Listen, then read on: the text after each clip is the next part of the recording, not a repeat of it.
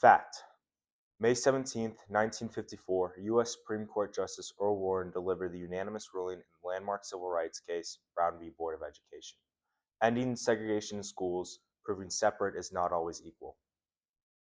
April 20th, 1999, Eric Harris and Dylan Klebold killed 12 students and one teacher at their Columbine High School in Littleton, Colorado.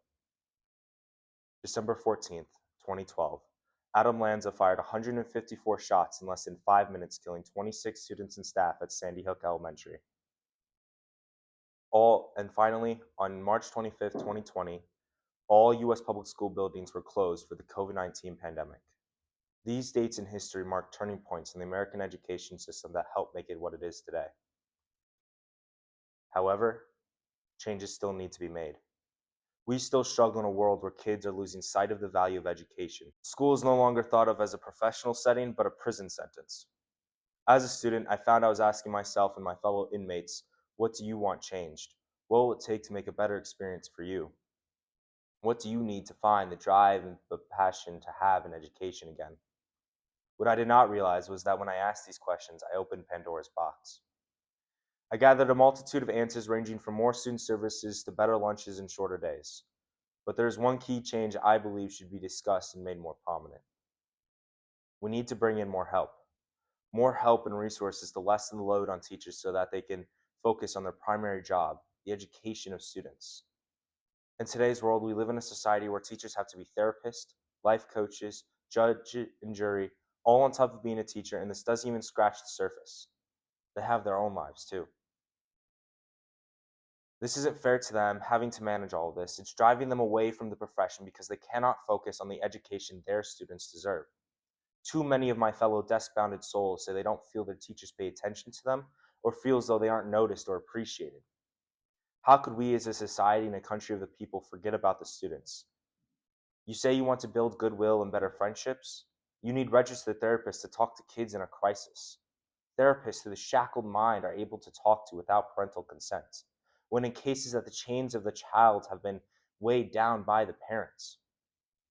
For if the troubles go untreated, they would turn into problems that could lead to the next massacre. This leads me to the next reason of why we need more help. We thought Safe to Say would be beneficial for us, and it was, until it was starting being used as a tool to harass others. Downright disgraceful. We shouldn't be letting these young individuals get to a point of sadness and depression that leads to self-harm or the harm of others. Bringing in more individuals to help assess and manage risk levels imposed by a child. This will not only help teachers but keep them safe from a future killer. These two measures of protection already can help lessen the burden on teachers, and we aren't halfway done. However, people argue against us. The first cuff on the wrist is we don't have the funds. We don't have the money because we don't have the scores. It's interesting, schools are judged and ranked off multiple things: graduation rates, college readiness, and the top factor, standardized testing proficiency. We all love our keystones, no? Our friends in DC want what's best if the test scores are best, even when they expect every student to learn the same. Dismissive of the fact that some learn better with their hands, others watch and listen better, and when a child falls behind, it's the teacher's job to make sure they catch back up. People will have the nerve to say it's the student's fault or it's the teacher's job to worry about everything else. Nowadays, it's become the hallway warden's job to manage everything but the education of students, with barely any resources to begin with. Since money is such a huge issue, why don't we march on down to Washington, knock on the doors of their mansions, show them who they are letting sink as they sit in their high towers and million-dollar cars? But wait, who really will listen to future chain bearers? We wonder why no one speaks up anymore. Maybe it's because they feel as though they aren't heard, and I don't blame them. Too many times I've heard stories of the small speaking out against a bully or harasser and nothing being done. At what point did we get to where someone has to physically defend themselves from a bully? They're the ones who face the punishment. Does this just mean we have to take it? Stay down? Get told everything will be okay. It will be all right. Don't worry. Don't worry, but then nothing happens or the bare minimum is done. You know what will make a difference?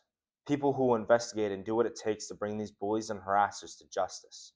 I ask this: if not for the therapists and individuals that can help prevent the next disaster, or people and investigators that will bring back the voice in students? What will it take? Kids struggle because one teacher can't attend to the different need of 100 students across 7 different classes. So I'm calling for you to not just listen, but take action. Bring attention and awareness to the fact teachers are drowning and dragging the educations of students with them. Not just from this school, but from the entirety of this district and other districts. Lebanon, Cedar Crest, Annville, Hershey. This just shows I'm not speaking of a problem for our school, but across the state and the nation. I mentioned the pandemic of the coronavirus, how it shut down our schools. Think back to the problems that it caused. Our education is on trial. If not met soon, it may be locked away forever.